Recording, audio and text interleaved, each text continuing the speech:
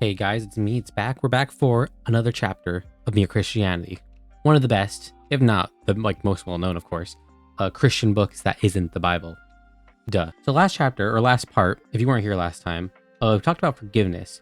And just to give us a quick summary of what C.S. Lewis has to say about that, it's basically how forgiveness, even though we think of it oftentimes as a very simple, easy, straightforward virtue or idea in the Christian ethic part of it, but also in general, we think of it as being fairly easy to forgive and say forget a lot of the times. As he kind of discusses and goes over, it's actually often a lot harder than we think about, and it's very different and more nuanced. No, I don't want to use the word nuance, but a lot more complicated, for lack of a better word, than that. And I think that what that chapter does better than a lot of other ones, at least to me, in regards to things, at least in recent chapters, is that it goes over and kind of uses simple, great logic to discuss why it's actually very simple and straightforward. It still has steps and things and requires some train of thought as to why that may be. But I don't think it's outside of reason or logic. And it just happens to be about Christianity, Christian ethics, the God that we believe in regards to that. Right? That's why here in this last part of the chapter, we may kill if necessary, but we must not hate and enjoy hating. We may punish if necessary, but we must not enjoy it.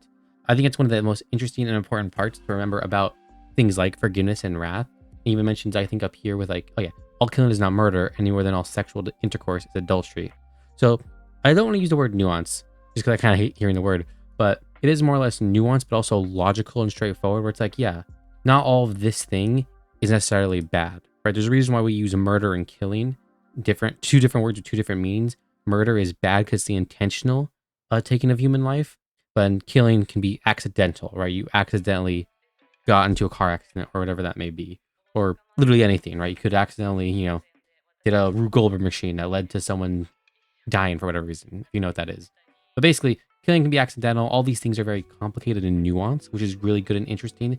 And that actual true forgiveness that we are called to do as Christians is a very different and difficult thing to actually truly do in terms of not judging, treating them the same, not casting judgment, all these things. And that as well, and this is kind of a normal thing that I particularly hear all the time, but it is still true, is I just found it here, that we must hate the bad man's actions. So basically in regards to that and forgiveness, we must hate the sin, not the sinner. I think he literally says that in that chapter, and I agree with that because it's very much so true. You don't hate, say your cousin, brother, mom, dad that say drinks and is a drunk. You don't hate them for it necessarily. You hate the thing that they do, the action or choice that they have made, not them necessarily. And that's very important, straightforward. Anyways, cutting straight to the chase. Whatever. Anyways, moving right along. Chapter 8, next, part 8, whatever it is, the next chapter. Here we are. The great sin. I now come to that part of Christian morals where they differ most sharply from all other morals. There is one vice of which no man in the world is free, which everyone in the world loathes when he sees it in someone else, and of which hardly any people, except Christians, ever imagine they are guilty themselves. I have heard people admit that they are bad-tempered or that they cannot keep their heads about girls or drink, or even that they are cowards. I do not think I have ever heard anyone who is not a Christian accuse himself of this vice, and at that same time, I have very seldom met anyone who is not a Christian who showed the slightest mercy to it to others. There is no fault which makes a man more unpopular, and no fault which we are more unconscious of in ourselves. And the more we have it ourselves, the more we dislike it in others. The vice I'm talking of is pride, or self-conceit. I thought it was confidence. And the virtue opposite to it. In Christian morals, it is called humility. You may remember when I was talking about sexual morality, I warned you that the center of Christian morals did not lie there. Well, now we have to come to the center. According to Christian teachers, the essential vice, the utmost evil, is pride.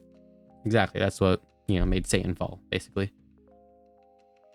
Unchastity, anger, greed, drunkenness, and all that are mere flea bites. In comparison, it was through pride that the devil became the devil. Pride leads to every other vice.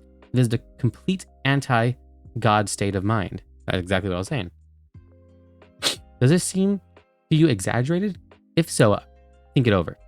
I pointed out a moment ago that the more pride one had, the more disliked one pride in others. In fact, if you want to find out how proud you are, the easiest way to ask yourself How much do I dislike it when other people snub me or refuse to take any notice of me, or show their or patronize me or show off? That's a really old-timey way of saying that. The point is that each person's pride is in competition with everyone else's pride. It is because I want to be the big nose at the party that I am so annoyed at someone else being the big nose. Two of a trade never agree. Now, what you want to get clear is that pride is essentially competitive. It is competitive by its very nature, while the other vices are competitive only. That's so weird. So to speak, by accident, pride gets no pleasure out of having something, only out of having more of it than the next man. We say that people are proud. That's actually really interesting. Or only out of having more than the other person. That's really good. We say that people are proud of being rich, or clever, or good looking, but they are not. They are proud of being richer, or cleverer, or better looking than other people. Yeah, that's why I like it. If everyone else became equally rich, or clever, or good looking, there would be nothing to be proud about. It is the comparison that makes you proud, the pleasure of being above the rest. Once the element of competition is gone, pride is gone. That is why I say that pride is essentially competitive in a way that other vices are not. The sexual impulse may drive two men into competition if they both want the same girl, but that is only by accident.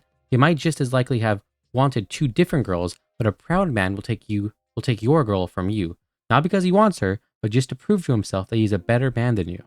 Greed may drive men into competition if there's not enough to go around, but the proud man, even when he has got more than he can possibly want, will try to get still more just to assert his power. Nearly all those evils in the world which people put down on greed or selfishness are really far more the result of pride. Take it with money. Greed will certainly make a man want money for the sake of a better house, better holidays, better things to eat and drink, but only up to a point. What is it that makes a man with, I'm going to say $10,000 a year, or $10,000 a month, we'll say, anxious to get $20,000 a month? It is not the greed for more pleasure. $10,000 a month will give all the luxuries that any man can really enjoy. It is pride, the wish to be richer than some other rich man, and still more, the wish for power.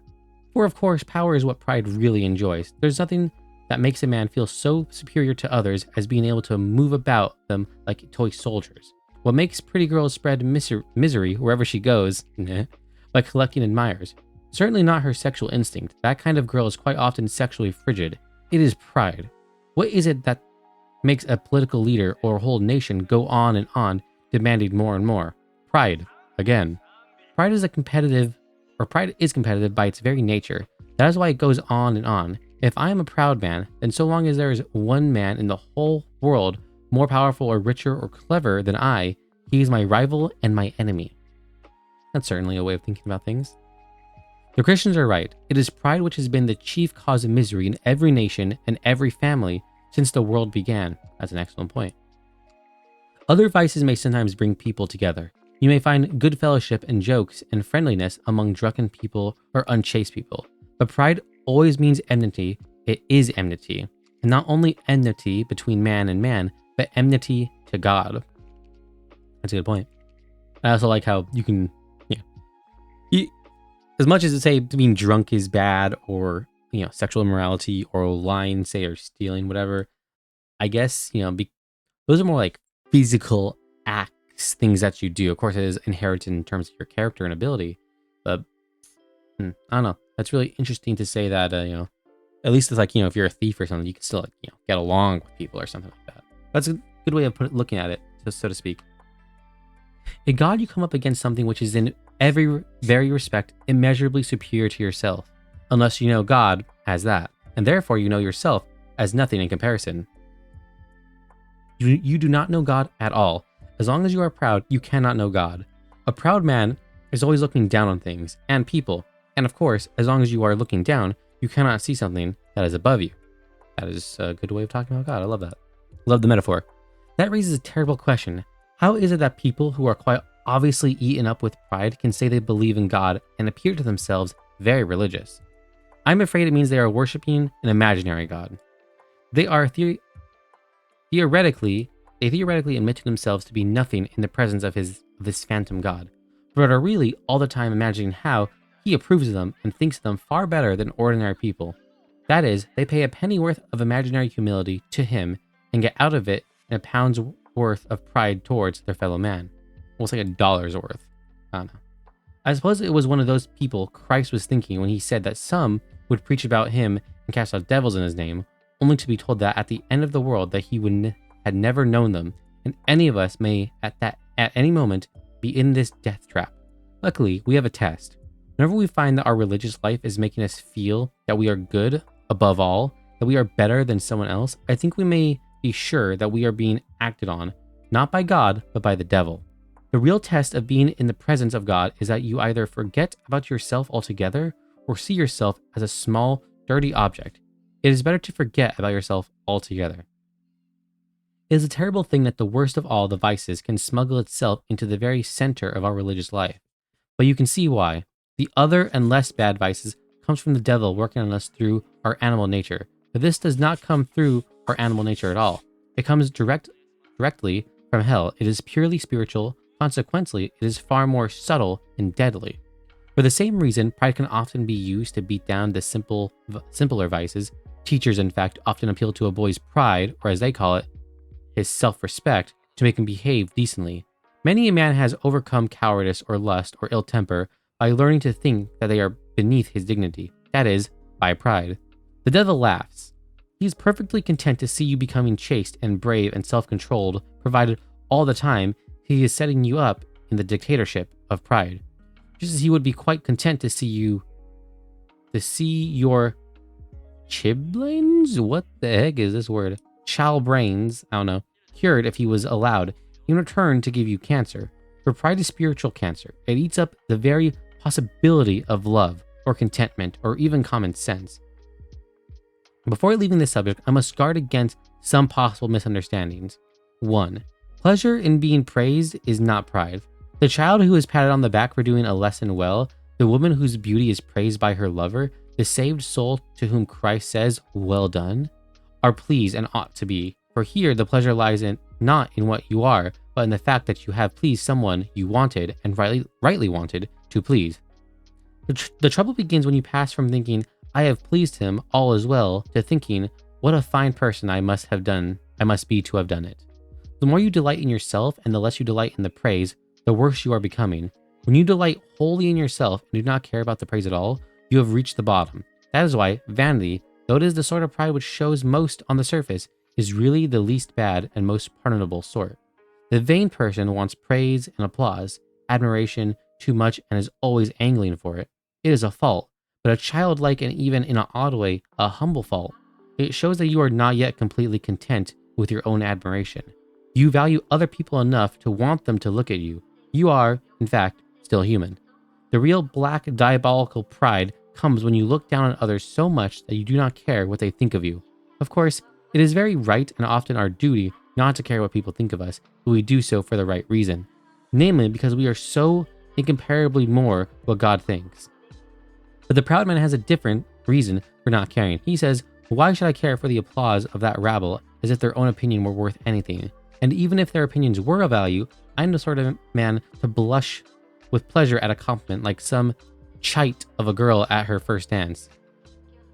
I think I know that word, but it's such a weird one to hear and read out loud. No, I am an I am an integrated adult personality. All I have done has been done to satisfy my own ideals or my artistic conscience or the traditions of my family. Or, in a word, because I'm that kind of chap, if the mob like it, let them. They're nothing to me. This whole bit is just so Old English coded. Holy. In this way, real thorough pride may act as a check on vanity. For as I said a moment ago, the devil loves curing a small fault by giving you a great one. We must try not to be vain, but we must never call in our pride to cure our vanity. That's interesting, because I know he's talking about when we say use our pride or our self-respect to try and get things done. Like he says, like with guys in particular, where it's like, oh yeah, I bet you won't do this or can't do that. And they say that to try and get us to do it. I think it's interesting. I'd have to reread that because I think the way he's talking about it is a little weird, but I get the point. You must not try to be vain, but we must never call in our pride to cure our vanity. Or we shouldn't use that to try and do something. We should just want to do it, I suppose. 2. We say in English that a man is proud of his son or his father or his school or regimen, and it may be asked whether pride is in this sense is a sin. I think it depends on what exactly we mean by proud of. Very often in such sentences, the phrase is proud of means has a warm-hearted admiration for. Such as Such an admiration is, of course, very far from being a sin, but it might perhaps mean that the person in question gives himself airs on the ground of his distinguished father or because he belongs to a famous regiment. This would clearly be a fault, but even then, it would be better than being proud simply of himself. To love and admire anything outside yourself is to take one step away from the other spiritual ruin, though we shall not be well so long as we love and admire anything other than we love and admire God. Yes, one God before him. So it's okay to really love your dad or, be proud of your country, as long as you don't love or more proud of that than God. I think that's basically what this last point is saying. There's a few more points. 3. We must not think of pride as something God forbids because he is offended at it, but that humility is something he demands as due to his own glory and dignity. He demands as due to his own dignity. As if God himself was proud, he is not in the least worried about his dignity. The point is, he wants you to know him, wants to give you himself, and he and you are two things of such kind that if you really get into any kind of touch with him, you will, in fact, be humble, delightedly humble, feeling the infinite relief of having for once got rid of all the silly nonsense about your own dignity, which has made you restless and unhappy all your life. He is trying to make you humble in order to make this moment possible, trying to take off a lot of silly, ugly, fancy dress in which we have all got ourselves up and are strutting about like the little idiots that we are. I love that. I wish I had got a bit further with humility myself. If I had, I could probably tell you more about the relief, the comfort of taking the fancy dress off, getting rid of the false self with all its look at me and aren't I a good boy, and all its posting and posturing to get even near it, even for a moment, in like a drink of cold water to a man in a desert. Even for a moment, it is like that, basically. Okay. This old English is weird. And the final point for this, number 4. Do not imagine that if you meet a really humble man, he will be what most people call humble. Nowadays, he will not be a sort of greasy, smarmy person who is always telling you that. Of course, he is nobody. Probably all you will think about him is that he seemed a cheerful, intelligent chap who took a real interest in what you said to him. If you do dislike him, it will be because you feel a little envious of anyone who seems to enjoy life so easily. He will not be thinking about humility. He will not be thinking about himself at all. If anyone would like to acquire humility, I think, tell him the first step. The first step is to realize that one is proud, and a biggish step too. At least nothing whatever can be done before it. If you think you are not conceited, it means you are very conceited indeed. Okay, that was a really good chapter point. I like that one a lot, actually. I think it's really interesting, right? How he's talking about, for one, how he says, you shouldn't use your vanity pride to try and get things done. Because I guess that's essentially saying you're doing it for the wrong reason, which is fair. You shouldn't do things for a bad reason to try and prove them wrong, right? Because it is kind of self-centered. I can agree with that to a certain extent, of course. And then I think that's actually really it. Or something God forbid because he's. Oh yeah, I like this last point actually. In essence, and in the beginning, where he's saying God doesn't really care about your pride at all, right? It's more so about you recognizing God as God, which just by definition is putting yourself under him and looking up to him and understanding being that yes, I am nothing in comparison to you, oh good great God. And you have to look up and admire and worship him.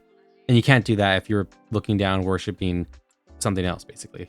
Or you're just yourself. You're looking at yourself in the mirror, basically. But as well, I like God's not offended at it.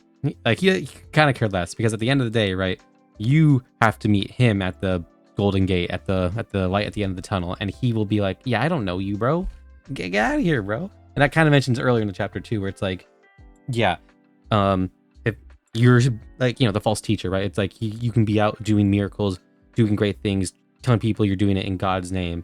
But if it's for the wrong reason, in pride, to try and prove something to yourself and maybe prove that you're better than others, then God will be like, bro, I don't know you. Get out of here, bro. This is for me, my father, and the other boys. I appreciate that.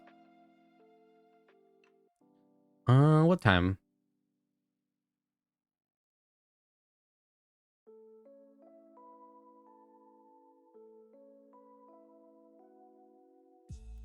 Okay, yeah, I'll leave it there. This is 20 minutes. I think it's a good little chunk episode of time to listen to and read. That was that chapter. What is it called? I actually don't remember. The Great Sin. Okay, yeah. Pride. Okay, that makes sense for the name. I think it's a really good chapter. I like that chapter a lot. I will say the old Englishy parts there at the end for certain explanations does bug me, but like I've said before, you kind of get the gist of it, and he somewhat logic step by steps you through the whole process, which is good, and I appreciate that hearing through it. And I think it's very important for us to remember that pride is in some ways the biggest sin, and that's why he calls it probably the greatest sin, right? It's what made Satan Satan. It's what led to the fall of him, and then just a lot of other things. And like I do like his point in the beginning where he says that that's probably the biggest downfall that pretty much every human being across all time in society has had, right? Of course, there have been other things there too, like alcoholism, drug addiction, murder, all these things.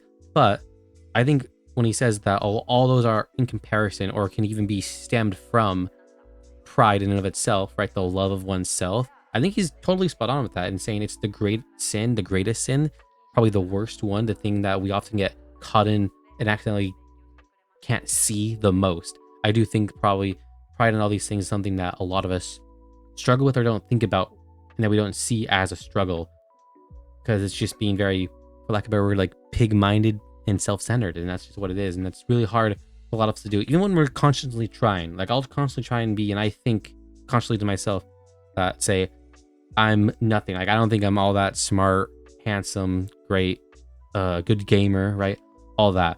But then somewhat also consciously or unconsciously, I guess, I am somewhat thinking the opposite of those things to a certain degree. Obviously, I think I have a little bit of pride in regards to certain aspects. And I think it's also interesting when he says for certain things, right? For like some things are we have it better than others or worse in this case. For I don't know, gaming, with my friends, I have a huge amount of pride in thinking that I'm all that. I'm the best in our group, team, channel. And while that may be objectively true, I do tend to say look down or think that they're trash.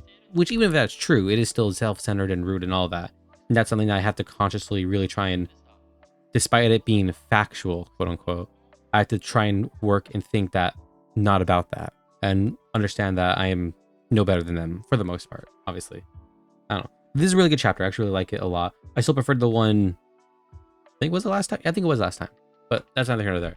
Thank you all for coming, listen, reading this with me, while hearing my somewhat lovely voice. I appreciate that. See y'all next time.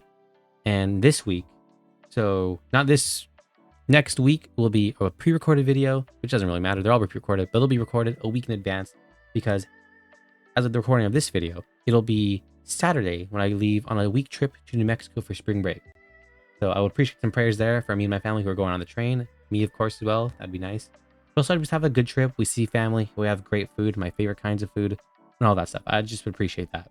But other than that, thank you for showing up, watching, reading. Leave a like and subscribe. See y'all next time. God bless you. Peace.